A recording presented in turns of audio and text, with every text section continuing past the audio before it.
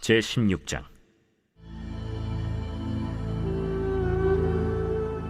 여호와께서 사무엘에게 이르시되, 내가 이미 사울을 버려 이스라엘 왕이 되지 못하게 하였거늘 내가 그를 위하여 언제까지 슬퍼하겠느냐. 너는 불에 기름을 채워 가지고 가라. 내가 너를 베들레헴 사람 이새에게로 보내리니 이는 내가 그의 아들 중에서 한 왕을 보았느니라. 내가 어찌 갈 수 있으리이까? 사울이 들으면 나를 죽이리이다. 하니 여호와께서 이르시되, 너는 암송아지를 끌고 가서 말하기를 내가 여호와께 제사를 드리러 왔다 하고 이새를 제사에 청하라. 내가 네게 행할 일을 가르치리니 내가 네게 알게 하는 자에게 나를 위하여 기름을 부을지니라. 사무엘이 여호와의 말씀대로 행하여 베들레헴에 이르매 성읍 장로들이 떨며 그를 영접하여 이르되, 평강을 위하여 오시나이까? 평강을 위함이니라. 내가 여호와께 제사하러 왔으니 스스로 성결하게 하고 와서 나와 함께 제사하자. 하고 이새와 그의 아들들을 성결하게 하고 제사에 청하니라. 그들이 오매 사무엘이 엘리압을 보고 마음에 이르기를, 여호와의 기름 부으실 자가 과연 주님 앞에 있도다. 여호와께서 사무엘에게 이르시되, 그의 용모와 키를 보지 말라. 내가 이미 그를 버렸노라. 내가 보는 것은 사람과 같지 아니하니 사람은 외모를 보거니와 나 여호와는 중심을 보느니라. 이새가 아비나답을 불러 사무엘 앞을 지나가게 하매 사무엘이 이르되, 이도 여호와께서 택하지 아니하셨느니라. 이새가 산마로 지나게 하매 사무엘이 이르되, 이도 여호와께서 택하지 아니하셨느니라. 이새가 그의 아들 7을 다 사무엘 앞으로 지나가게 하나 사무엘이 이새에게 이르되, 여호와께서 이들을 택하지 아니하셨느니라. 내 아들들이 다 여기 있느냐? 아직 막내가 남았는데 그는 양을 지키나이다. 사람을 보내어 그를 데려오라. 그가 여기 오기까지는 우리가 식사 자리에 앉지 아니하겠노라. 이에 사람을 보내어 그를 데려오매 그의 빛이 붉고 눈이 빼어나고 얼굴이 아름답더라. 여호와께서 이르시되, 이가 그니 일어나 기름을 부으라. 사무엘이 기름 뿔병을 가져다가 그의 형제 중에서 그에게 부었더니 이날 이후로 다윗이 여호와의 영에게 크게 감동되니라. 사무엘이 떠나서 라마로 가니라.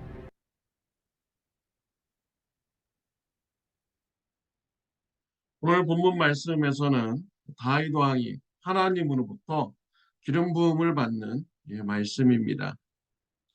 하나님께서 사무엘 선지자에게 베들레헴에 가서 이새의 아들 중에서 선택해서 기름을 부으라라고 명령을 주셨습니다. 이 말을 들은 사무엘 선지자는 사울 왕이 걱정이 되어서 가지 못하겠습니다. 사울 왕이 나를 죽일 것입니다. 라고 대답하셨습니다. 하나님께서는 좋은 계획을 말씀해 주셨습니다. 베들레헴에 가서 제사 드린다고 하면 괜찮을 것이다. 사무엘은 순종했습니다. 베들레헴에 가서 제사의 자리에 이새의 가정을 초청하였습니다. 오늘 본문에서는 나오지는 않지만 이새가 자녀들을 데리고 올 때 이스라엘의 왕을 뽑는다라는 것을 알아차린 것 같습니다.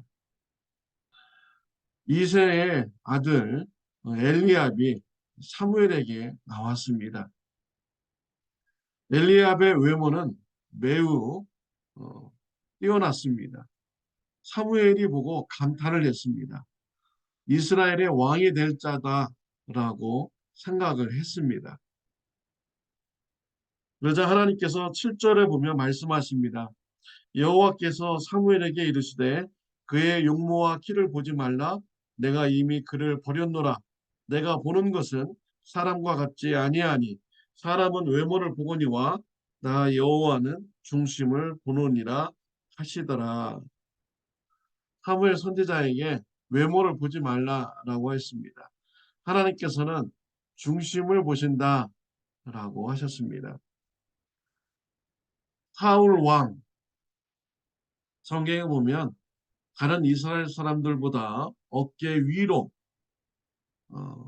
있을 만큼 키가 컸습니다. 또한 얼굴도 잘생겼습니다. 이스라엘에서 가장 외모가 뛰어난 자였습니다. 그런데 사울 왕은 하나님의 말씀을 버렸습니다. 불순종하였습니다. 하나님께서도 사울 왕을 버리게 됩니다. 외모로 사람을 평가해서는 안 되는 것이죠. 하나님께서는 마음의 중심을 보시고 사람을 평가하십니다. 엘리압은 외모가 뛰어났지만 마음의 중심이 하나님께 없었습니다. 이새의 둘째 아들, 셋째 아들, 넷째, 다섯째, 여섯째, 일곱째까지 사무엘 선지자에게 다 보여주었습니다. 하나님께서 말씀해 주시지 않습니다. 그러자 사무엘 선지자는 이새에게 7명의 자녀 외에 또 다른 자녀가 있느냐라고 물어봅니다. 이새는 막내가 있는데 양을 치고 있습니다. 라고 대답합니다. 사무엘은 그 막내를 데려오기 전까지는 내가 밥을 먹지 않겠다. 라는 극단적인 행동을 했습니다. 왜 이렇게까지 극단적으로 해야만 했습니까? 그만큼 이새가 막내 아들 다윗을 좋게 여긴 것이 아닙니다. 막내를 데려올 생각이 조금도 없었던 것이죠. 그래서 사무엘 선지자는 극단적으로 함으로써 다윗을 데리고 와야만 될 이런 상황으로 만드는 것입니다. 다윗이 도착했습니다. 하나님께서 사무엘 선지자에게 말씀하십니다. 12절에 보면 여호와께서 이르시되 이가 그니 일어나 기름을 부으라 하시는지라 라고 했습니다. 하나님께서 다윗을 왕으로 선택하셨습니다. 기름을 부으라고 하셨습니다. 다윗이 어떻게 하나님으로부터 선택받게 되었습니까? 다윗의 마음이 하나님을 향해 있었기 때문입니다.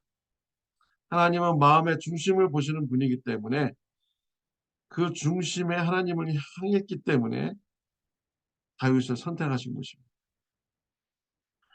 다윗이 평소에 어떻게 삶을 살았을까요? 사무엘상 17장 37절 말씀해 보면요. 다윗이 이르되 여호와께서 나를 사자의 발톱과 곰의 발톱에서 건져내셨은즉 나를 이 블레셋 사람의 손에서도 건져내시리이다 라고 했습니다.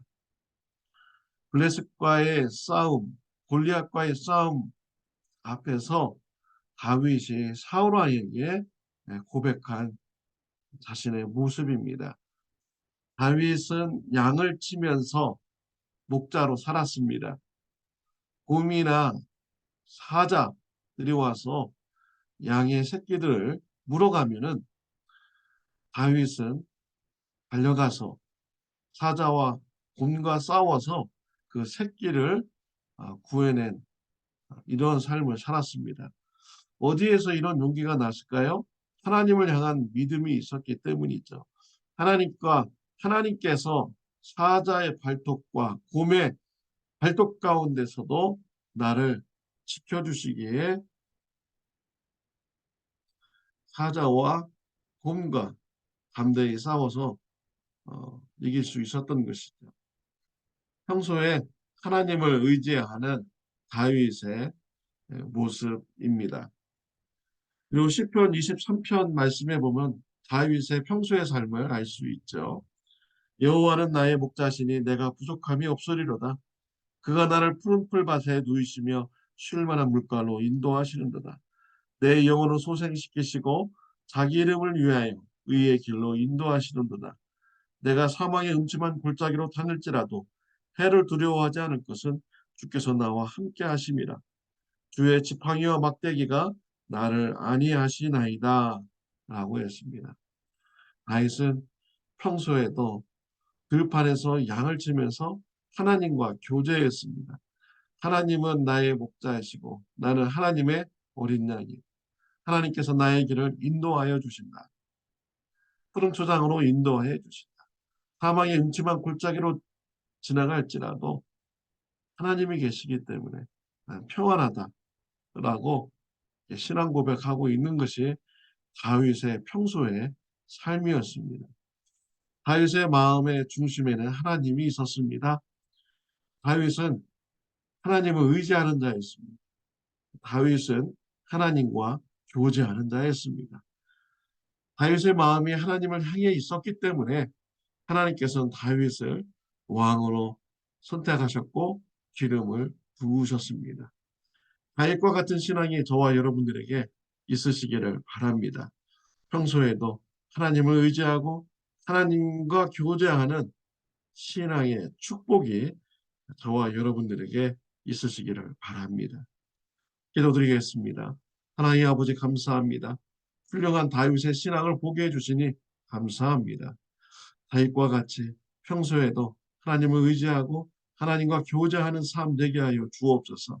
우리의 마음의 중심이 하나님을 향한 신앙이 될 수 있도록 축복하여 주옵소서.